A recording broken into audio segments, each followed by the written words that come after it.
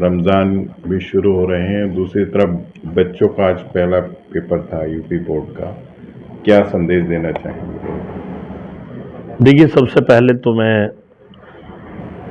सभी देशवासियों को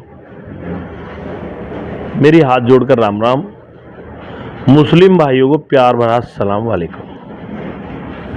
मैं ये कहूँगा, कल उम्मीद तो यही है 99.9, मुझे लगा 100% कि सुबह जो है माह रमजान रोज़ा है ना, रोज़ा है।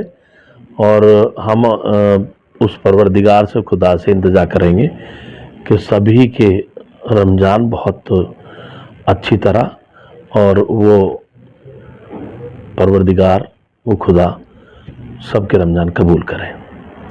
हमारी ये इंतज़ार है। और उसके साथ साथ ये भी है कि सभी अपना ध्यान रखें, सही से तरीक़ी इबादत के दिन है, बहुत ज़्यादा कोशिश करें। और मैं ये कहूँगा कि मैं भी दुआ करता हूँ खुदा से कि खुदा माह रमज़ान आए हैं, इन्हें बहुत अच्छी तरह सभी हमारे मुस्लिम भाइयों को दिल से मुबारक, दिल से मुबारक। सभी को, माताओं को, बहनों को, भाइयों को, बुज़ुर्गों को, हमारे बुज़ुर्ग हैं उनको भी, और जो परिवार में लोग रहते हैं, सभी लोग रहते हैं।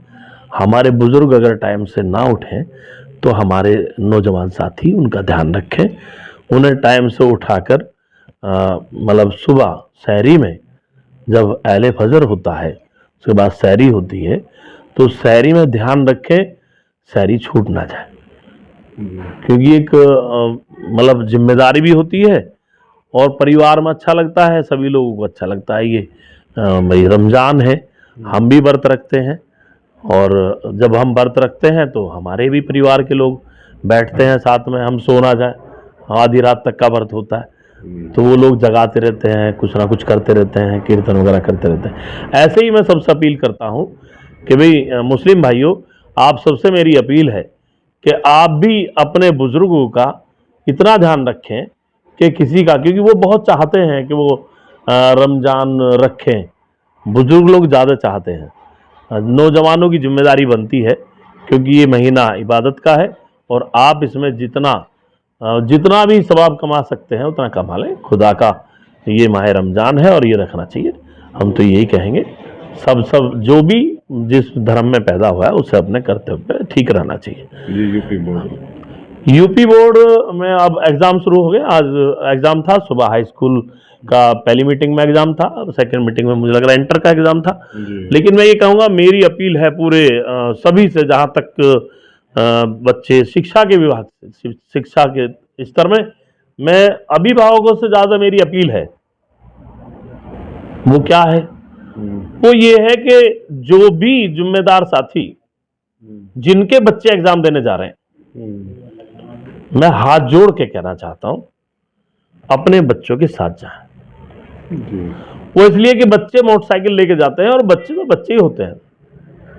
देखिए, हम भी कभी उस उम्र में थे, लेकिन हमें समझना चाहिए, हमें बताना चाहिए अपने बच्चों से, क्योंकि 2 बच्चे बैठते हैं, 3 बच्चे बैठते हैं और एग्जाम के लिए बहुत तेजी से जाते हैं, और वहां कहीं ना कहीं हादसा भी होता है, जिसके लिए हम ही जिम्मेदार हैं, क्योंकि वो तो बच्चे हैं, इतना नहीं जानते, उन्हें बहुत जल्दी रहती है।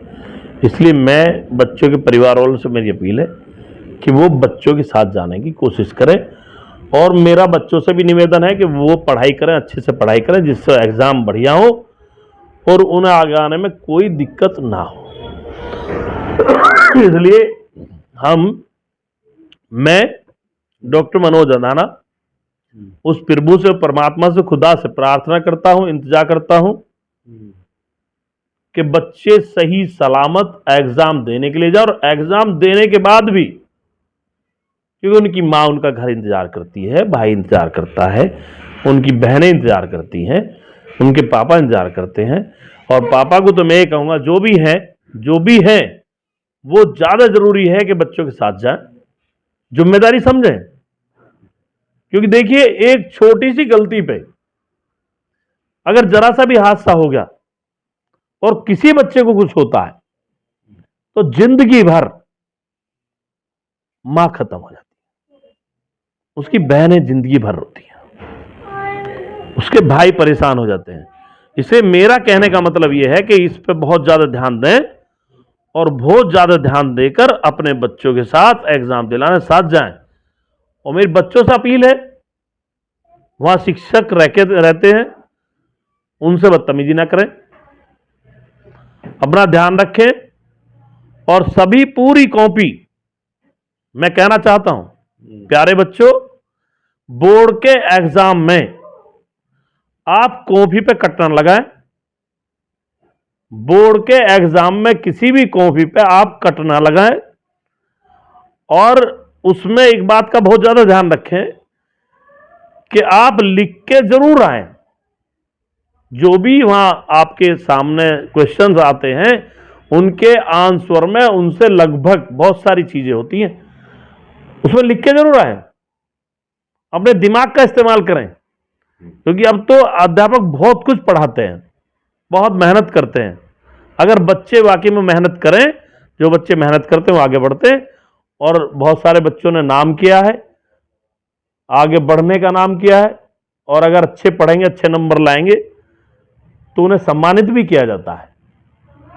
और देखिए, सम्मानित करने का मामला यह होता है कि भाई, ऐसा भी मैंने देखा है, किसी बच्चे को डीएम साहब सम्मानित कर रहे हैं, किसी बच्चे को एसडीएम साहब सम्मानित कर रहे हैं। और कहीं कहीं तो ये होता है कि हमारे मुख्यमंत्री जी सम्मानित कर रहे हैं, कहीं कहीं ये भी होता है हमारे प्रधानमंत्री जी सम्मानित, पता नहीं किस बच्चे का नंबर लग जाए। अगर बच्चे वाकई में अच्छे नंबर लाते हैं तो वो सम्मान के पात्र होते हैं। और उनके साथ साथ उनके मां बाप भी पात्र होते हैं, उन्हें भी सम्मान किया जाता है और पूरा क्षेत्र सम्मानित होता है। इसलिए प्यारे बच्चों, आप जरूर इस चीज का ध्यान रखें। और मैं फिर दोबारा से ये कहूंगा कि कल पहला रमजान है। आप सबको, मेरे मुस्लिम भाइयों, आप सबको इस डॉक्टर मनोज अधाना, आपके सेवक, आपके खादिम का प्यार भरा अस्सलाम वालेकुम। और मैं अपनी पार्टी की तरफ से, अपनी पार्टी के आला कमान अधिकारियों की तरफ से, अपनी पार्टी के सदर मोहतरम की तरफ से, अपनी पार्टी के हर कार्यकर्ता की तरफ से, अपनी पार्टी के सभी मतदाताओं की तरफ से मैं माह रमज़ान की मुबारकबाद देता हूं। और मैं ज़्यादा कुछ नहीं कहूँगा, फिर भी मैं यही अपील करूँगा कि अपना आप को सेफ रखें, आप भी सेफ रखें, और प्यारे बच्चों आप भी सेफ रखें। और प्यारे बच्चों के अभिभावकों, बच्चों के माँ बाप से भी कहना चाहता हूँ कि वो ज़रूर इतना काम छोड़ें अपना, कि बच्चों को जहाँ उनके सेंटर हैं उनके साथ जाएं तो बहुत अच्छा होगा। ये जिम्मेदारी का काम है। धन्यवाद। जय मीम, जय भीम, जय किसान, जय जवान, जय हिंद, जय भारत।